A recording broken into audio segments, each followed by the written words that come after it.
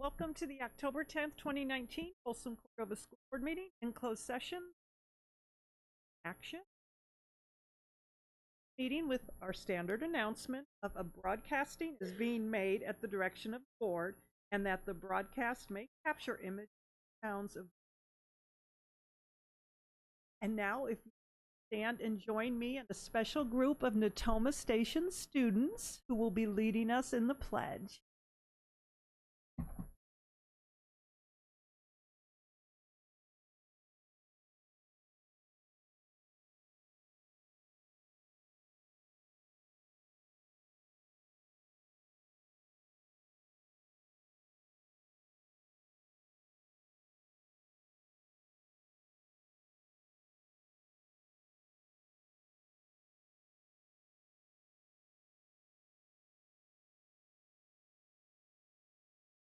For the record, I'd like to take roll call.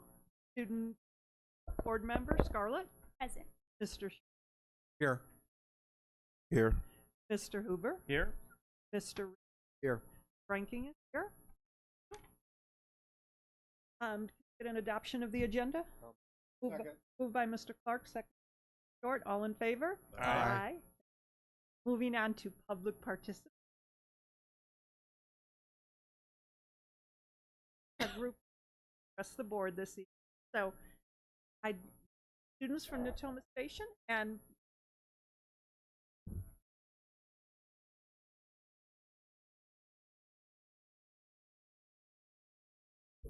Good evening, Dr. Collegian and board members. Our students have a special invitation to share with you all.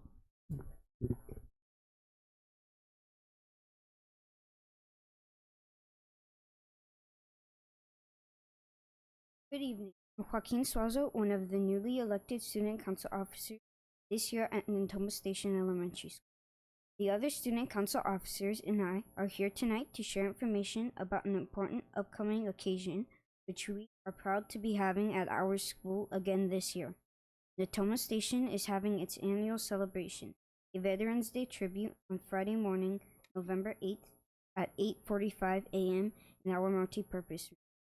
The assembly is to recognize and remember the sacrifices made by America's greatest heroes, the veterans who have served our country with honor, dignity, courage, and dedication.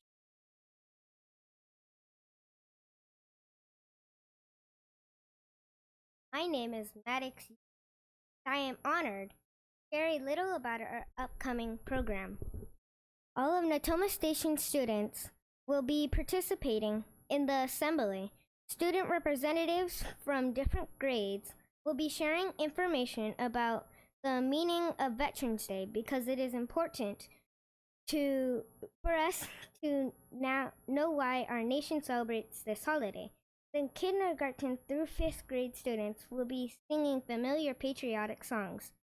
Some of our students have family members currently serving in the military or who have served tours of duty, and they will be in the audience for our program. It is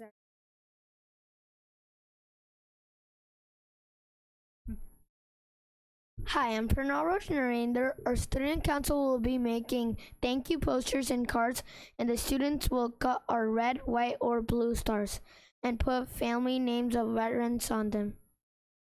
We will decorate the gym with the stars and posters and welcome the veterans with thank you cards too. Following the program, guests will be invited to a small reception in their honor. Hi, I'm Yusra Jabir. We have brought invitations to the tribute for each of you, and we hope you'll be able to join the Natoma Station Elementary School staff and students on November 8th for this important occasion. And thank you for allowing us this time to tell you about the event and to extend an invitation to you and to the community as well. Thank you. very impressed. I have a question. I believe Mr. Clark has a question. Yeah, quick question. So is it on November 8th or the 11th? It's on the 8th. Okay. I have that on my calendar, and as a veteran, I would be proud to be there. So thank you for the invitation. board comments. If you haven't attended, this is definitely the place to be. This prepared, standing room only, but it's definitely worth going. Wonderful show. That has been a tradition for how many years now? Yeah. Thanks to work by some special people. So, very much. Well done. Okay, moving on to reports of student advice. At our SAB last week, Dr. talk about the budget and getting students on what essential budget to in our classrooms, outside of our classroom. A very common response amongst the SAB was that sometimes we have material textbooks a couple out of the entire year.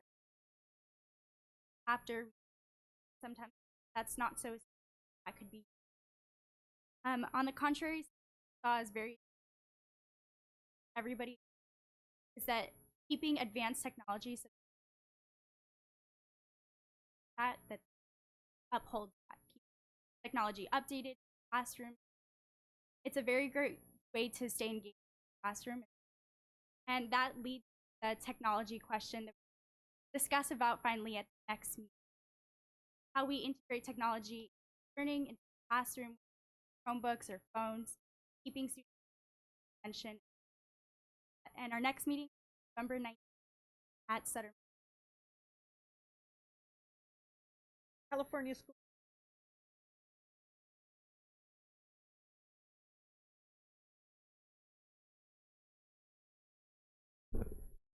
Good evening, board members.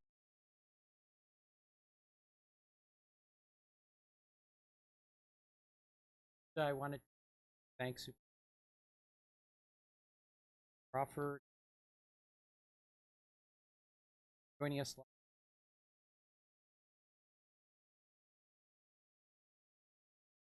Some issues related to the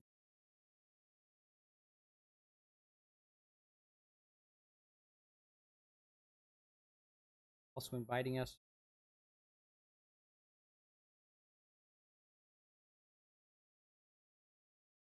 that. So one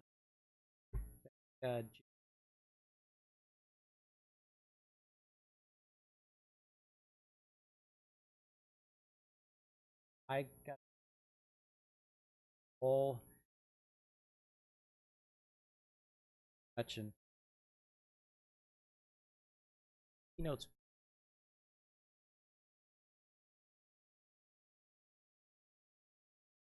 Third, thank you, Sarah. Last board, passionate presentation.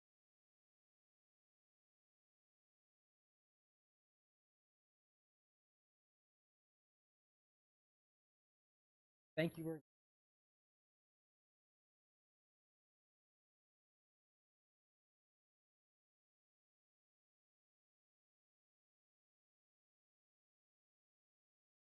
Facing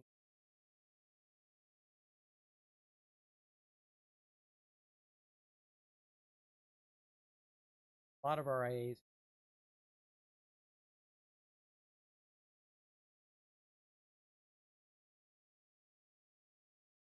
that issue.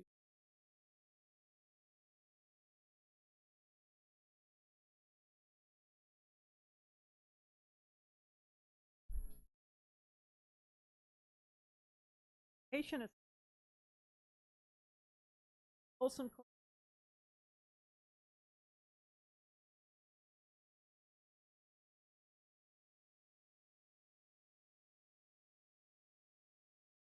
Superintendent Khalid and Elena Cabrera, President.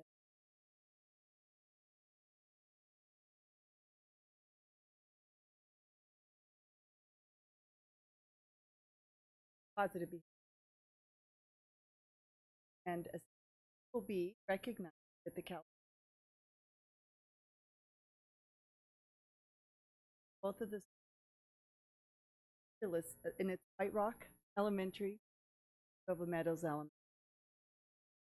Canaan, of course, Peterson at White Rock, and Marie Pollock at As I mentioned, they will be recognized at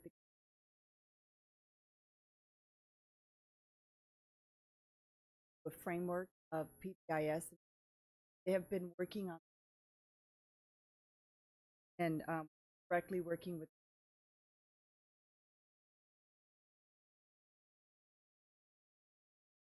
and Rachel, three principals, like principals, as a fact, the opportunity to do the SIG grant was how they were able to take advantage of the time and the training through Placer County. They're committed to the framework that PBIS provides, and they're grateful of the support too in our district and the ongoing PBIS. That's my report. We do not have a report for DLAC.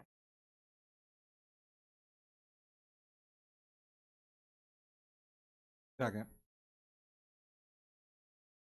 Aye. Part of the consent agenda was approving the personnel report, and have a vice principal at Sutter Middle. Right. Trejo and Jenna is with us tonight with her family. I want to just give a little profile and bio of Jenna before we have her recognized. Jenna has been at Sutter Middle School for the last 4 years as an education, 6 years prior, education level in Rockland. Hired in Folsom. She helped jumpstart the inclusion model at and is the lead for the special education department. Serves on the RTI side, love and believes strongly that our job as educators support students. Her hobbies include camp, cutters with her family, which I has with her tonight, and might want to introduce. Congratulations.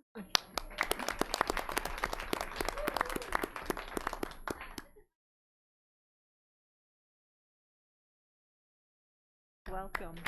Thank you.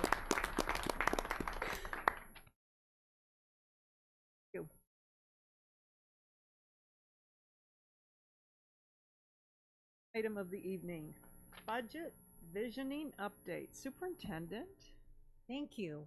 Well, Ms. Crawford and I are going to tag team this presentation, and you have before you a PowerPoint presentation, and it's just a recap of where we've been in the last year before we jump into our next study session at the next board meeting, which will be at 4 o'clock here in the boardroom, open to the public. And as Mr. Thomas was referring to, this is a discussion that we want to make sure our employees are also recapped on and have a voice in the process, as well as FCEA, as well as our student representatives. And I plan to take this out to my Superintendent Communication Committee of Parents as well. But we wanted to bring the board up to the same place where we've been having this discussion, and it's just recapping where we've been in the last year and what we're facing, and some of the feedback we've gotten from the county office about needing to make some changes going forward to keep a positive bottom line. So in 18-19, we held 4 budget study sessions here in this room. And at those study sessions, the board helped us with determining guiding principles as we're looking at how we prioritize our budget. Always keeping students at the focus and the forefront, but still trying to minimize those expenditures and impacts to students, minimizing potential layoffs of staff. So as we look at vacancies, really reevaluate positions rather than engaging in a layoff process, and reviewing and evaluating our programs. So those are our guiding principles that we keep at the forefront as we look at our budget moving forward. So why this urgency now? Why have we been having all these discussions and meetings with the stakeholders? Didn't we adopt our budget in June for this year and the next 2 years? We did. However, with the 45-day revise, we see that this year's budget is a little bit in the red, and we'll see that in just a moment. But we also received a letter from the County Office of Education, and I am going to read this because it is a very important statement that I think we need to be very mindful of. A budget plan to be submitted with the first period interim report addressing $5.4 million shortfall in meeting the unrestricted reserve requirements for 21-22 We must have this plan to be viable and reverse the deficit spending trend. It should include supporting ongoing expenditures from ongoing revenue sources. Any delay in resolving the budget shortfall for 21-22 could compromise the options available to the district to maintain fiscal solvency. So that's really the key for the urgency piece and why we need to, really engage in this process sooner rather than later. So with that, I'm going to turn it over to Ms. Crawford to go over more of the specifics of that. Thank you, Dr. Clegian. So we've talked a little bit at our budget study sessions and throughout the years about qualified and hopefully never a negative certification. One of the implications of a qualified or a negative certification is for internal purposes, it does require additional interim reporting. So currently we have 2 interim reports. It would require a third. We would bring that back in the spring. Also, it would actually bring more focus from SCOE on our operations, on our financials, on all things money that the district is faced with. In addition, at first interim, if we don't have a plan, there's a very real possibility that SCOE may disapprove our budget. On the external side for taxpayers with a qualified or negative certification, there are implications in terms of our ratings from Moody's and Standard & Poor's, which actually affects the interest rates that we're able to obtain when we issue future bonds. That in turn increases the debt service and taxpayers end up paying more towards those bonds. If it gets further into the process and we're unable to satisfy SCOE, they can actually come in, they can stay and rescind any action that we propose, and they could get to the point that they could bring in a fiscal advisor, or they could even at the same time bring in FCMAD as well to actually review all of our practices. Another thing that we're doing as we're going forward and we're talking about some of the budget reductions that we're going to have to make, we also want to make sure that we're taking care of our employees going forward.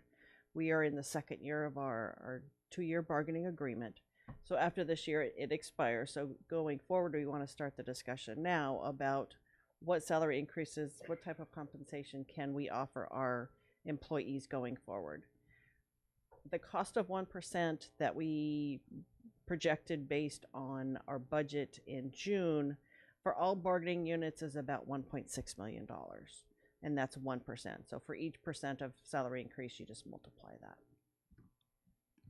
So we hear all the time out in the media, you hear from the governor's office, you hear just out in the community, why do you still have a problem? The state's giving you all this money for education. What they don't really talk about is, yes, they do give us COLA at this point going forward, but they don't talk about the mandated expenses that school districts are faced with. So when you look at our mandated employer contributions for STRS and for PERS, for our step and column, for our annual operating expenses, just for utilities and insurance, our contributions for special ed and transportation, and then this year we also had a pretty high increase in our workers' compensation rate. When you look at the 3.2% that we're projecting for COLA, when you add up all of those expenditures, we're upside down. So we end up having more expenditures than we do revenue. And there's just not enough revenue to cover all those. So we're continually operating in a structural deficit setting. With our budget, salary and benefits are about 85% of that. So that doesn't leave much room to cover all of the additional expenses. Another piece related to special ed is we are mandated to provide special ed services for our preschool kiddos, but we do not receive any state funding for that. And that is something that we have been working with the legislature, like Dr. Clegian and Ms. Betty Jo Bessinger have been testifying and trying to rectify that, at least get some additional funding for us. This was our 45-day revise that we brought to the board in August. So when we initially adopted the budget in June, we had estimated we'd have about $400,000 unassigned on the bottom line. With the 45-day revised budget in August, we had a little bit of additional revenues, but we had more expenditures, which were mostly related to the change in the STRS rate. We had adopted a budget based on one rate. When the state's budget was actually approved, that rate went higher. So those two combined, we ended up we're looking at a little over $100,000 that we're going to be upside down. When we close the books in September, though, it looks like we're going to have more on the bottom line that will be available for that. So we will be able to cover that $117,000. For the next year, year two, that 2021 year, with all of the projections that we've made, we are looking at about $3.2 million that we will be short. In our multi-year projection that we brought to the board in June, we had, as part of our plan for SCOE, in order just to stay qualified, we didn't want to go negative. We included some one-time type reductions that we could make that didn't involve people. That was about $3.5 million, and that consisted of sweeping some carryovers. It counted the second year of our retirement incentive for our teachers. It involved delaying some Chromebook purchases, which has been a very topic that has been talked about lots lately, and some department allocation reductions that we could make to cover that second year deficit. For the third year, though, for 21-22, we weren't able to do much with that, so that stayed negative, which meant that we were qualified, which prompted the statement from SCOE and our approval letter and their requirement for first interim. And this does not include our salary increases going forward. It only includes the current year. So on top of this, we also need to start thinking about additional funding that we'll need to cover increases. So this just a summary of some of the reductions that we have made.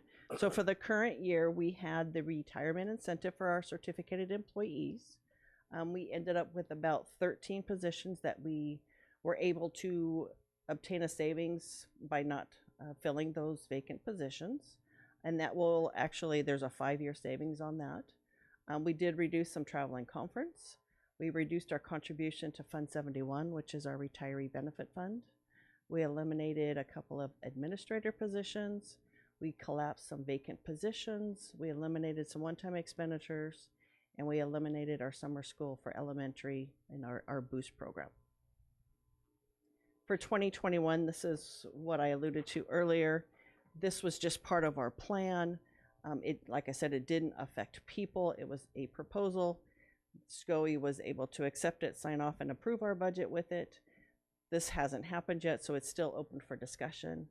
This was just a way for us to stay qualified at the time. Placeholder. So these are some thoughts and ideas from our budget study sessions that we had last year. And this was just at our tables during our study sessions. We just started compiling thoughts and ideas that the different groups had discussed and put forward. We don't have the dollar amounts indicated here. We are working on that. That will be presented during our 24th study session. As we've been meeting with the different groups the last several weeks, we've been adding to this list, and we will also provide dollar amounts as much as possible for the additional ideas that will be added to this list. This was just an exercise that we proposed as an activity for several of our groups. It just gave folks a chance to jot down some ideas with some dollar amounts, and it showed the compounding effect of some of those things when they involve positions and ongoing type expenditures. We were able to illustrate that if you did it for the 2021 year, how it would compound into 21 and 22. And we'll probably use something similar to this on the 24th. This is a summary of our timeline and our next steps going forward. So you'll see we have quite a few meetings here. We've started with several of our meetings with our bargaining units, with our leadership team. We have a couple of more scheduled for next week. And then we will be back here in 2 weeks for our board study session. In November, we will bring a summary of recommended budget reductions for more discussion.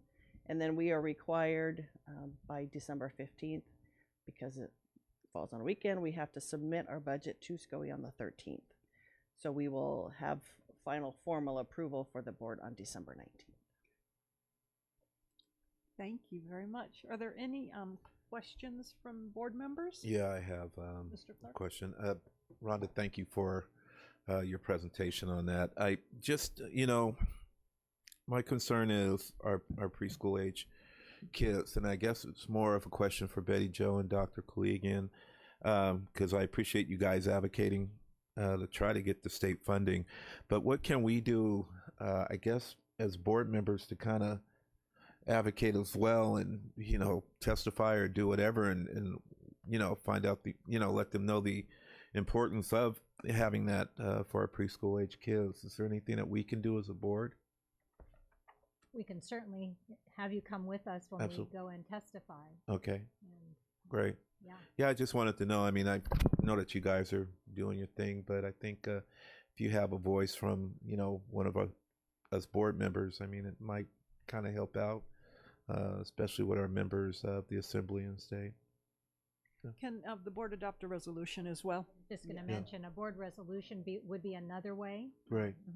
And we could bring it to the board, and pending board approval, then we would have the signature of all of you on that resolution, and we would send it to all the legislators and our governor. I think that'd be a good idea. So we Okay. could definitely formulate that. Right. Yeah. Thank you. Thank you. Mr. Short? I want to thank you for doing this. We've been through this drill before, and it's not a fun situation being a deficit spending. But I mean, from looking from the past, I think we're a little bit more fortunate in this scenario. But when we get that list together, as we've done in the past, is it possible, as you're getting the dollar amounts, to categorize them, the ones that are farthest away from the classroom? The ones that we, as they farther get away from the classroom, they're ones that we can, the low-hanging fruit. Then the ones that are furthest away from the classroom, and then ones, of course, that are total impact to the kids. So I think if we can kind of have that mindset or categories, I think that would help the board, in my opinion. We can do that. Because the decisions are going to have to be stay away from the classroom as much as possible, if we can. So I just want to make that clear for the budget study and everything for the board. Does that make sense? Yeah. Okay. Thank you. Any additional board questions, comments? Is there anyone from the public who would like to speak to this item? I know you're all just looking forward to that October 24th session when we're, okay. So it's kind of like a introduction to that. So, thank you, Rhonda. I guess we'll just continue this discussion. I do want to compliment the superintendent and staff. I think you have gone over and above engaging the community and our employees and trying to gather everyone's opinion and being involved in this process. So I really feel that we're being very transparent as we work through this. So we'll get there. Okay. Reports to the Board of Education, Superintendent. Well, thank you. I can't believe we're already at this point in the agenda, but I'm not going to complain. Just to reiterate what Ms. Ranking just said about including our stakeholders in this process, it really operationalizes what we've been talking about with an outward mindset, that we try to problem solve together as we talk about solutions and those, closest or farthest away from the classroom. We also want to know what that impact is going to be on students and on our faculty and on our organization. And the outward mindset helps us look at that together as a team. Not how is it going to affect me or how is it going to affect you? How is it going to affect all of us together, and how do we problem solve together? So I really appreciate both of our bargaining units and our leadership group coming together with that outward mindset.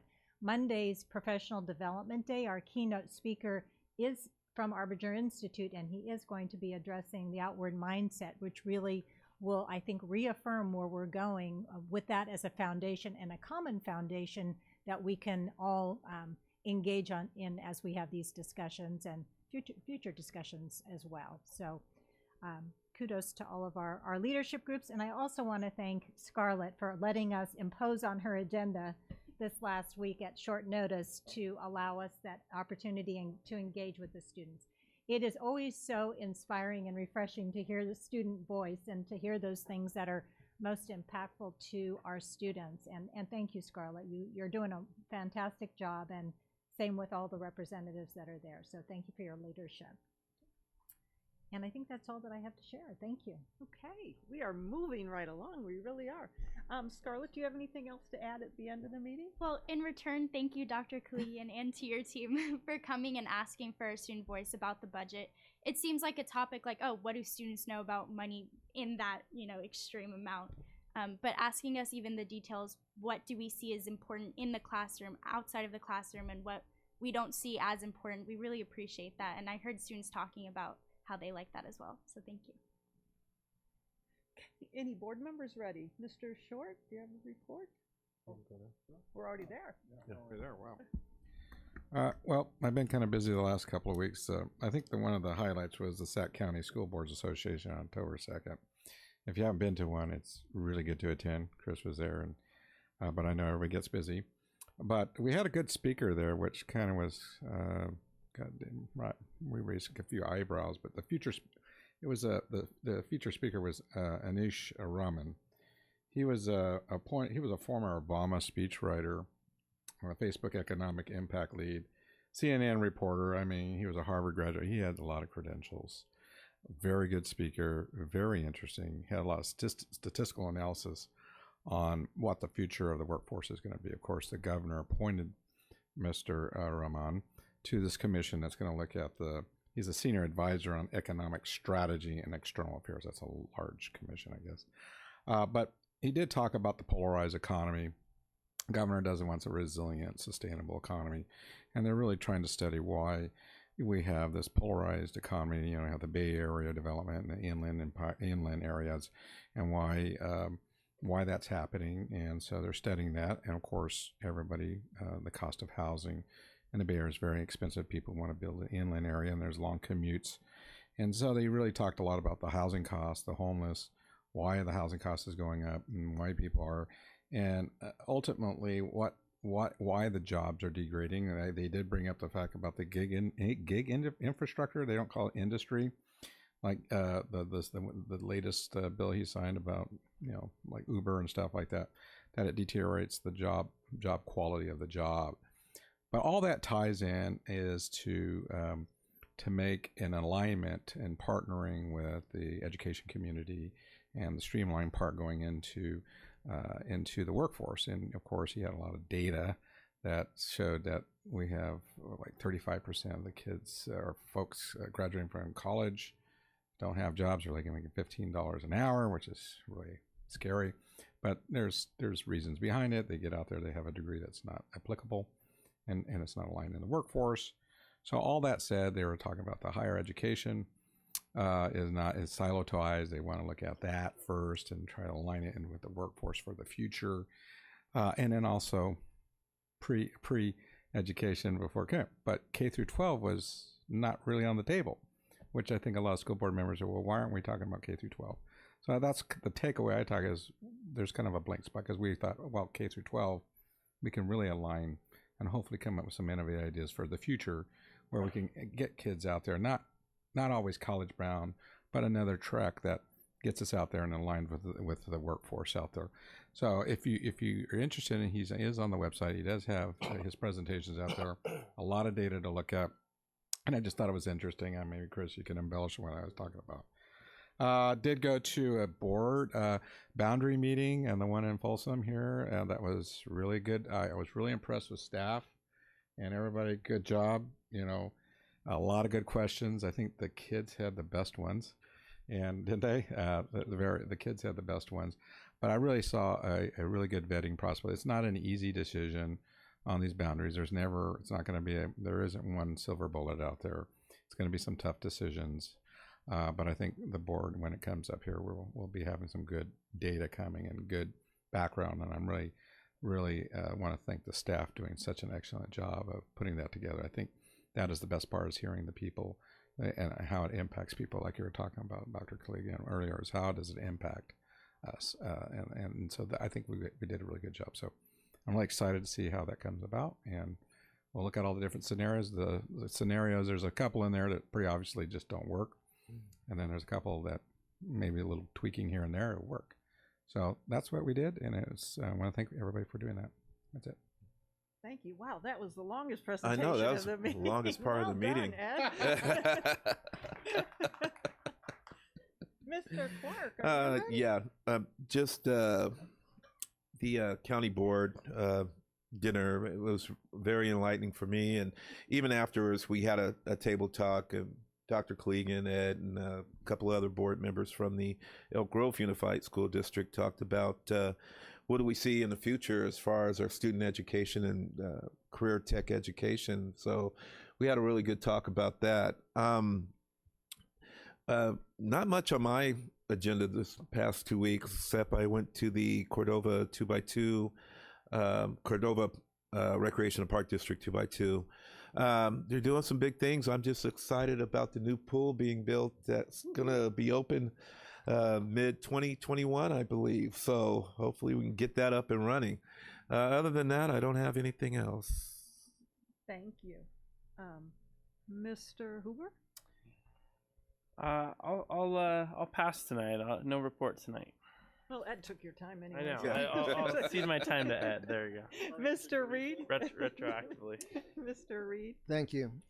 I also had attended the boundary discussion this past week, and the only thing I just want to observe is when looking at the numbers that staff presented, I would like to caution us to avoid moving the population crisis from Vista to Sutter Middle School. So, and I know that's on people's minds as well, but I just want to, I guess, publicly indicate that we clearly have a population issue that we're trying to resolve at Vista, and the solution can't be moving that crisis to Sutter Middle School. That's all. Thank you. Last time O'Mara gave that heartfelt speech and all the board members chimed in that we wanted staff to work with O'Mara. And I just want to, the board has been updated how they're working closely to address every item that was in your well-crafted speech last meeting. So thank you, and thank you to staff for following up with that. I want to thank Matt Washburn and his department. We did approve the maximum cost on Mangini Ranch, and I know he worked very hard to get that cost what was presented, and that he made some improvements from the original offer. So thank you very much for that.